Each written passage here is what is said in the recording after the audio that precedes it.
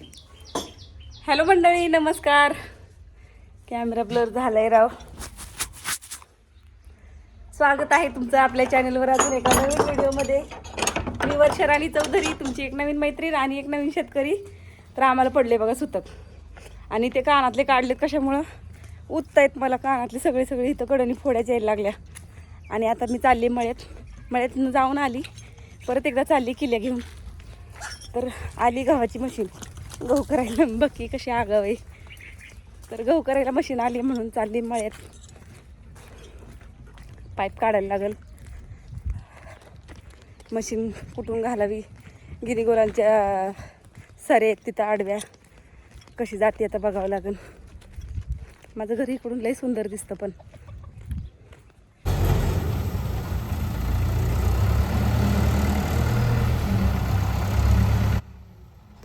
तर ही आहे बघा गहू करायची मशीन, आणि मळ्यातला गहू करायचा होता. पण एवढी मोठी मशीन आहे, कुठून खाली न्यावी तीच समजत नव्हतं. वर इकडं गिनीगोल लावलेले आहे, आणि ती वरतीला झाड पण जमत नाही, झाडामधनं पण ती जाऊ शकत नाही. आणि हिथं मधनंच घातली असती गिनीगोलातनं तर जे विहिरीवरच्या लाईटिंगच्या जे तारा असतात ना, तर त्या तारा जरा खाली झोळ पडलेल्या आहे तारांना. मग त्या तारा पण नडत होत्या तिला. आणि मळ्याच्या खालच्या बाजूने आणायचं होतं, तर एक जणाचे विहिरीच्या मोरवीतनं पाणी आलं होतं. सगळ्या तिथं ढव साठला होता, जिथून वर बांधापासून चढणार होती मशीन तिथून. मग आता काय करायचं, कुठून मशीन न्यायची. तर हा जरा थोडंसं एका शेजारीच्या थोडंसं रानातनं न्यावी लागली, बांधावरनं अशी फिरवून. तर काय अडचण नाही, गिनीगोलच आहे त्यांचं पण. ही काय असं 1-2 बेटाडं मोडून पडली काय, ती घालते संध्याकाळी गुरांना नेऊन. गिनीगोलच आहे ते. आणि काय असं कुठलं धान नाही की बाबा ती पडलंय ना आता त्याचं वाटोळं झालंय. फक्त 1-2 बेटाडं गेली तेवढी. तर दिवसभर आज मशीन येणार आहे. कालपासून फोन करत होती मी गव्हाच्या मशीनीवाल्याला, आणि आज आलेत हे सॉरी. आणि सकाळी फोन करून सांगितलं होतं की लवकर या बरं का, दिवसाचं उजेडाचं. कारण आमच्या इथं मळ्यात जरा 2-3 तुकडे आहेत. हे मळ्याचंच आहेत ना, 2-3 तुकडे आहेत. म्हणजे उताराचं रान असल्यामुळं 2-3 तुकडे केलेले आहेत पहिल्यापासूनचे त्या शेताचे. आणि मध्येच विहीर वगैरे आहे, तर वळणं जरा आहेत. मग गेल्या वर्षी लय नुकसान झालं होतं, लोंब्या पडतात. ही मशीन वळवायच्या नादात लय लोंब्या पडतात ना खाली. तर शेवटी करायचं तीच केलं. नशीब उजेड आहे तवर तरी आले, अंधारचं नाहीत आले. मागच्या वर्षी अंधारात गहू केला होता. तर आले ते लवकर, आणि झाली बघा मशीन चालू. मशीन एकदा चालू झाल्यावर काय ते 10 मिनिटात तर जिकडची तिकडं करून टाकतात. एवढे सगळे गव्हाला सांगू का, अर्धा तास सुद्धा गेला नाही. इथून खालच्या टोकापर्यंत गहू आहे.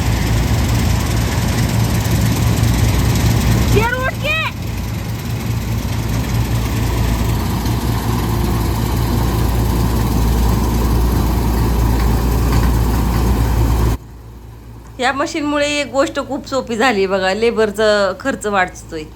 पण ही मशीन जरा जास्त पैसे घेते, पण तरीसुद्धा ही मशीन परवडते. तसं परवडायला काहीच परवडत नाही शेतकऱ्याला तसं बघायला गेलं तर. आता मी तुम्हाला थोडंसं गणित सांगते ह्याचं. मला जर हे गहू कापायची म्हणलं असतं ना, तर लेबर हाताखाली घेऊन 2-3 लेबर लागले असत्या, आणि बायकांनी त्या गहू कापायला हे 2-3 दिवस तरी घालवले असते. म्हणजे आपण म्हणत नाही त्या कमी काम करतात, पण लेबरला वेळ गेला असता 2-3 दिवसाचा. परत ते पेंड्या बांधा, त्याच्या ते गोळा करा, परत ती दुसरी मशीन असते तिला बोलवा. ते मशीनवाले पण 500 रुपयाला एक गोण घेतात. आणि मग एवढं सगळं करूस्तोवर 2-3 दिवस गेलेच असते. 2-3 दिवस कापायला, 1 दिवस बांधायला, 1 दिवस गोळा करून मशीननी करून घ्यायला, म्हणजे 4-5 दिवसांचा खेळ झाला असता. ही सगळा अर्ध्या तासाच्या आतमध्ये मिटवून घेतला ह्या मशीनने. तर वरचं तुकडं तर कापून पण झालं, आणि गेली खालच्या तुकड्यामध्ये मशीन. तर इकडं हा माझा नातू बसलेला आहे, ह्याला जरा सांभाळावं लागतंय. कारण मशीनवाला मशीनच्या नादात असतो, आणि ही अशी बारकी लेकरं असली ना की इकडून तिकडून मशीनच्या मागून फिरतात. त्यांना माहिती पडत नाही पाठीमागचं कसं दिसणार त्यांना, कोण आले कोण नाही. त्याच्यामुळे ह्याला थोडी मी ओरडत होती आणि घरी पाठवत होती. तसं तर ह्याची माझी सारखी किटकिट चालूच असते बरं का. आणि एका राऊंडमध्ये किती मोठं रान काढते बाबा ही, गोल फिरून येते शेतातलं मशीन. चाव त्याला, चाव. लय उलट बोलतो, चाव शेरू त्याला.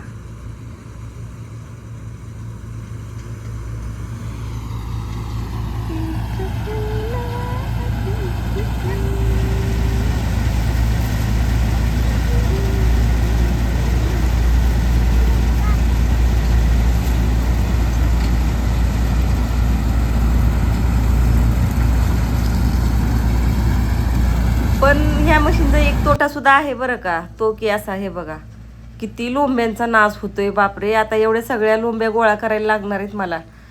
कडकोपऱ्यानी फिरवता नाही आलं की ते सोडून देतात ना, आणि सोडून देतात म्हणजे त्याच्यावरनं मशीनच फिरत नाही ह्या लोंब्यांवरून, आणि इतक्या लोंब्या पडतात लहान मोठा.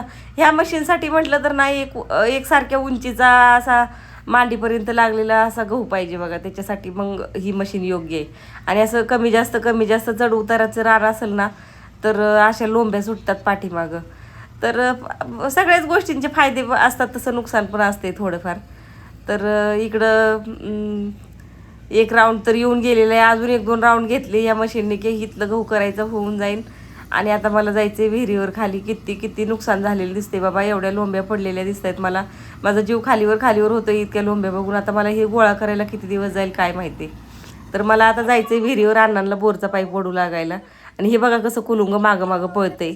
हे असं आलेलं मागं कळणार आहे का मशीनवाल्याला.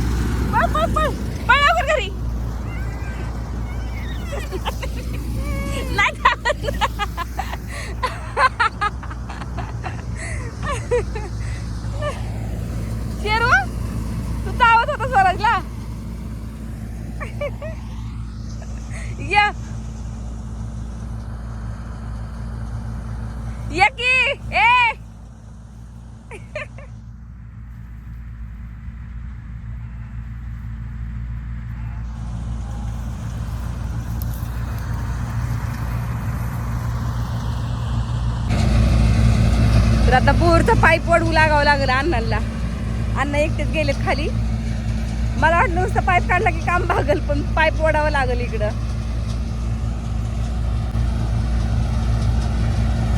आणि इकडं बघा कसा खेळ आहे हा. हे प्रत्येक वेळेला टेन्शन आहे बरं का आम्हाला ह्या वायरीचं. विहिरीवरचा इथला पोल होता, तो विहिरीवरचा पोल काढून नेलाय, चोरून नेलाय चोरट्या अवलादींनी. आणि इकडं मधीच एक मेक रवली, आणि त्या मेकनी पलीकडच्या लोकांच्या शेतातनं वायर आणून इथं जोडलेली आहे विहिरीवर. तर सामायिक क्षेत्रातला पोल काढून नेलाय, कोणाचा संबंध नाही. पण मी ह्याचा सोक्षमोक्ष लावणार एक दिवस. कोणी चोरलाय हा पोल. एक कंप्लेंट दिली ना तर बरोबर पोल इथं येऊन राहील. एकटं माणूस असल्यावर एकट्या माणसाची किती आपदा ही अशी इथं पोल नसल्यामुळं. सगळं वायरीचं झोळ सगळं रानात, प्रत्येक वेळेला ही अशीच आपदा उठती. आणि जर समजा चुकून मुकून कधी ही केबल तुटलेली असली, भरण्याला कोणी गेलं, आमचं म्हातारं माणूस असते भरण्याला, कधी कमी जास्त झालं तर कसं किती भारी पडणार आहे हे आम्हाला. तर ह्याचा एकदा सोक्षमोक्ष लावायचं आहे मला. तर असो, ती मी आता बोलून नाही, ती एकदा कार्यक्रम करणार आहे त्या वायरीचा काय असेल तो. आणि ही इकडं मध्येच रानात बोर आहे, त्याच्यामुळे या बोरचा पण पाईप ओढायला लागत होता.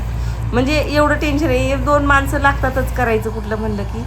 एकट्या माणसाची कामच नाही शेतीतली कुठली करायची म्हणल्यावर. तर अण्णांनी तिथं जागेवरनं फिरवला बोरचा पाईप, आणि मी इकडं टोकाला धरून इकडच्या बाजूने ओढत होते. तर असा होता हा सगळा खेळाचा. आणि इतका सुंदर नजारा दिसत होता ना, खूप भारी वाटत होतं हे बघायला. आणि बघत अर्ध्या तासाच्या आत तर गहू करायचा पण झाला. इतकं भारी वाटलं, म्हणलं अरे ह्याच्यात माझा आठवडा कसा गुंगला असता ती मला कळलं सुद्धा नसतं. आणि तेवढं काम ह्या मशीनने अर्ध्या तासात करून टाकलं. पण हा आठवडा असा पण नंतर जाणारच आहे लोंब्या सगळ्या गोळा करायला. तर हे बघा, इथं असा खेळ चालू आहे. एकदा ह्या वायरीचा खेळ होता विहिरीवरच्या, आणि आता एकदा ह्या बोरच्या पाईपाचा खेळ आहे. तर इकडून राऊंड तर घेऊन आली. एकदा खाली पाठवायसाठी बोरचा पाईप हलवावा लागला, आणि एकदा आता इथनं वळवायसाठी आम्हाला बोरचा पाईप हलवावा लागतोय. तर सारखं घाबरून राहायला लागते बरं का ह्या विहिरीवरच्या लाईटीला. तर इकडचा पोल चोरीला गेलाय म्हणून मी मागेच एकदा कंप्लेंट करणार होती, पण मला माझ्या भावांनी थांबवलं. माझे भाऊ बोलले की नको करू, असं जाऊ दे, कशाला अडचणीत आणायचं लोकांना. पण हे जरा अतिच झाले, जरा जास्तच झाले. तर मंडळी, तुमच्यापैकी कुणी असेल तर मला सांगा बरं का, की ह्याच्यासाठी काय करायला लागेल ते. म्हणजे अंदाज द्या मला थोडासा, कारण माझे भाऊ मला सांगत नाहीत काय करायचं ते. त्यांना माहिती हिचं डोकं जास्त वेळ आहे, ही काही करू शकते. तर थोडासा मला अंदाज द्या की मी कशी कंप्लेंट करू शकते, कुठं कंप्लेंट करू शकते. विहिरीवरचा पोल चोरीला गेलाय, अक्षरशः एक अख्खा विहिरीवरचा पोल चोरीला गेलाय. कनेक्शन तिथलं काढून टाकले आणि दुसरीकडनं कनेक्शन जोडून दिले. आणि बोलायला गेल्यावर मला बोलले होते की तुम्हाला कनेक्शन दिलंय ना विहिरीवर, काय तुला बोलायचे जास्त संबंध आहे. सामायिक क्षेत्रातली विहीर आहे ती काय तुझ्या एकटीची विहीर आहे का, असं बोलून मला गप्प केलं होतं. तर तरी पण मला ही कार्यक्रम एकदा करायचा आहे, तर मला तुमची मदत हवी आहे बरं का. मला नक्की सांगा की याचं काय करता येईल. मला काय गेलं ते दाखवते तुम्हाला, बॅक कॅमेऱ्याने दाखवते. इथं बोर आहे, विहीर आहे, परत विहिरीवरची लाईट आहे. इथला पोल चोरीला गेलाय अजून विहिरीवरचा, त्याच्यामुळं आकडा विहिरीवरची वायर असा डांबरवून तिकडं नेली. इथं त्रास आम्ही काढतोय त्याचा.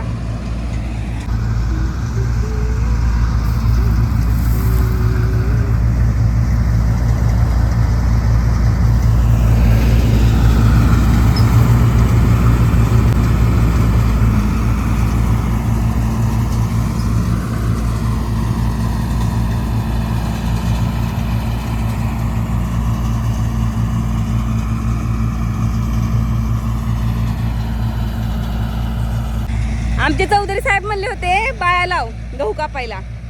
2 दिवस घालवलं असतं बायांनी गहू कापायला. 2-3 बायांना 2 दिवस 400 रुपये हजेरी बायांची, आणि परत करायला मशीनला वेगळे पैसे. ती परवडत नव्हता खेळ. आता पण मला ह्या कुड्या वेचायला जातील 2-3 दिवस. एक एक एक एक कुडी गोळा करत बसायला लागते. रान लेवलचं नाही का म्हणून झालं करायचं. हे कसं लुटूक लुटूक पळतंय मागं मागं काम असल्यासारखं. स्वराजला लय ताणलं, पण त्यांनी लय घाबरवलं स्वराजला. चावत नाही कधी, दात बीत लागून देत नाही कुठल्याच लहान बाळांना, पण स्वराज जाम घाबरला. झालं करायचं. चवळ घेऊन येते आता गहू ओतायला.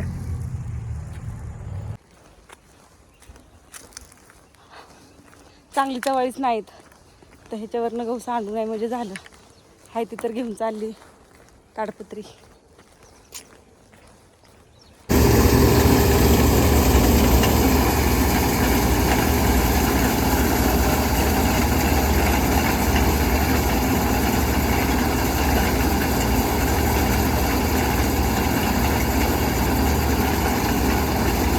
तर मंडळी झालेलं आहे गहू करायचा, आणि इकडे आमची ताडपत्री हातरली, आणि त्याच्यावर एक म्हणजे माझ्या जाऊबाईचा मुलगा त्याच्याकडून एक कागद आणला पातळसा. म्हणलं ती ताडपत्री कुठं कुठं मध्ये मध्ये गेली अशी, कशाखाली पण हातरून, म्हणजे ज्वारीसाठी मकासाठी कशासाठी पण अंथरून आहे ना, तिला कुठं कुठं थोडी फाटल्यासारखी झालेली होती. म्हटलं गहू सांडायला नको म्हणून त्याच्याकडून ताडपत्री त्याच्याच कागद आणला त्याचा, आणि ते टाकून त्याच्यावर गहू टाकून घेतलेले. तर किती झाला असेल हा गहू अंदाजे 6-7 कट्टे भरतील. बघूया आता भरल्यानंतर मी परत तुम्हाला सांगेल. तर एवढा झाला आहे बघा गहू, आणि खूप छान गहू झाला आहे. तसं कुड्या आलेत जरा, ह्या मशीनने कुड्या येतातच. आपली जुनी मशीन असायची ना, तर तसल्या मशीनने कुड्या येत नसायच्या, थोड्या कमी यायच्या, पण त्याच्याने खडं यायचे गव्हामध्ये. आणि या मशीनने खडा एकसुद्धा येत नाही, पण थोड्या कुड्या येतात. तर असो, चाललेली मशीन आता, आणि झालेलं काम. संध्याकाळचं दिवस मावळला आता एवढं होता, आणि उद्या सुतक काढायचे. आजच मी थोड्या गोधड्या वगैरे धुवायला घेतल्या होत्या, तेवढ्यात मशीन आली. तर चला मंडळी, आजच्या व्हिडिओमध्ये एवढंच. भेटूया पुढच्या व्हिडिओमध्ये.